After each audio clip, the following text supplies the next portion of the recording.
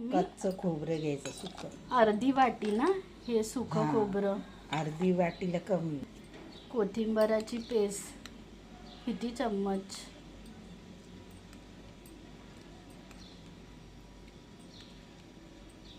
6 7 हे पाणी आहे ते वर आले. 9 चम्मच टाकलं ना कोथिंबीराची. हे रश्श्याला काय हे? कोथिंबीर आणि लसूण. कोथिंबीर आणि लसूण. 2 पळी तेल ना. ही डोकी आणि ही शेपटी. हे शेपटी हे रश्श्याला टाकणार ना. रश्श्याला याला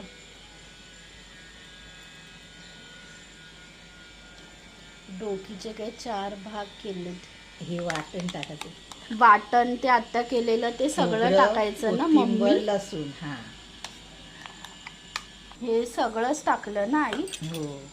वाटण हे काय पाणी टाकते टाकते वाटणाचं पाणी.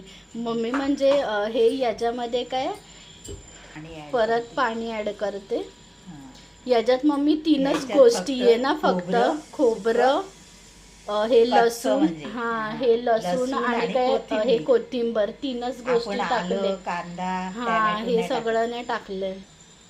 हे काय मसाला. लाल तिखट, हळद, हळद, खड्याचं खड्याचं मीठ कमी टाकले. कोकम किती 4-5 टाकले ना. हा. गॅस लावते ना आता. हा. आणि हे किती मिनटं मम्मी हे शिजवायचं? हे 7-8 मिनिटं. 7-8च हे मिनटं ना. हा. कारण किती फिश नाही तर हे गळ ना मम्मी गळ काय होते. होऊन जाणार एकदमच काय हे शिजवलं तर. थोडा रस वाढवते ना थोडासा रस. हे किती मिनटं? 7 ते 8 मिनटं ना हे शिजवायचं. मग झालं ना. मग झालं. टाकायचं राहिलं. हिंग ना 1 चम्मच. तिखट हे झालं ही काय आपलं पटकन मम्मी. होते आपलं. 5 ते 7 मिनटामध्ये ना हे होऊन जाते. होऊन जाते. असं हे कड आली आणि हे हाय फ्लेम मध्येच ना आई हा, होतं. हो. झालं ना मम्मी हे रस आपलं. हो.